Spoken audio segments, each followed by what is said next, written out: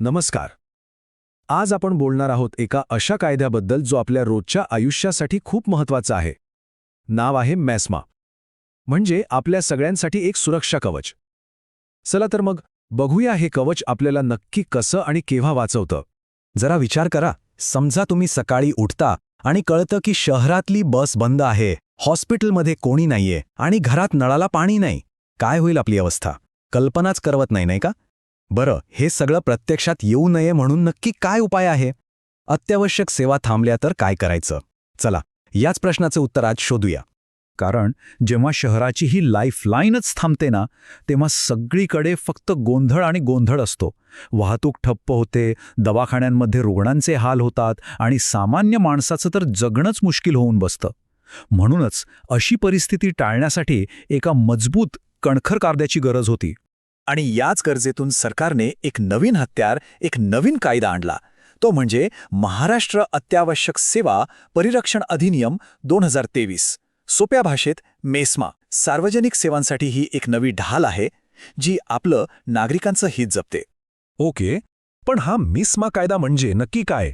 बघा, याचा उद्देश अगदी सरळ आणि सोपा आहे. अत्यावश्यक सेवा चालू राहिल्या पाहिजेत आणि समाजाचं रोजचं आयुष्य विस्कळीत होता कामा नये.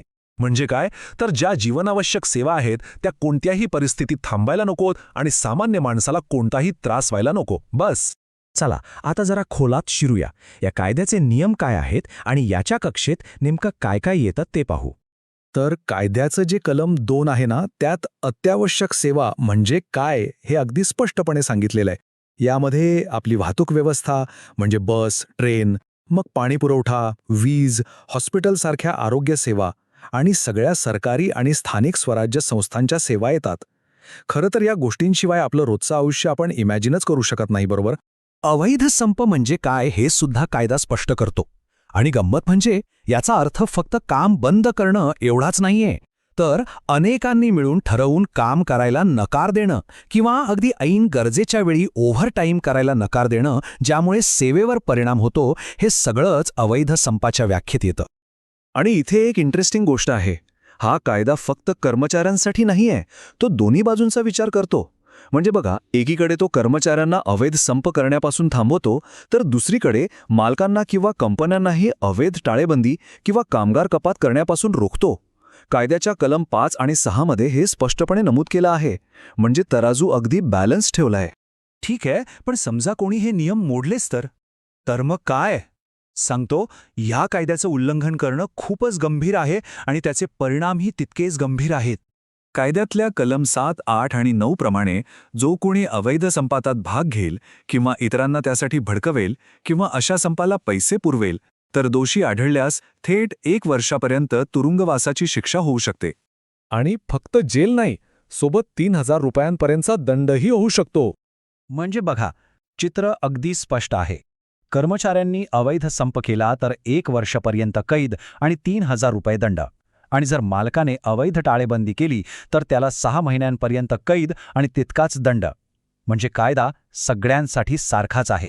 आणि आता सगळ्यात महत्त्वाचा मुद्दा, या कायद्याखाली येणारे सगळे गुन्हे अजमीनपात्र आहेत, नॉन बेलेबल. इतकंच नाही तर कलम 11 नुसार पोलिसांना संशयिताला कोणत्याही वॉरंटशिवाय अटक करण्याचा अधिकार आहे. यावरून तुम्हाला कायद्याची गंभीरता नक्कीच लक्षात आली असेल. तर मग हा कायदा काय करतो? तो हक्क आणि कर्तव्य यांच्यात एक बॅलन्स निर्माण करतो. आपले हक्क आपल्यासाठी महत्त्वाचे आहेतच, यात काहीच शंका नाही. पण समाजाप्रती आपली काही कर्तव्यही आहेत, जी तितकीच महत्त्वाची आहेत. हा कायदा आपल्याला नेमकी याच गोष्टीची आठवण करून देतो. बघा, समोर दिसणाऱ्या या 2 चित्रांमध्येच या कायद्याचं सगळंच सार आहे.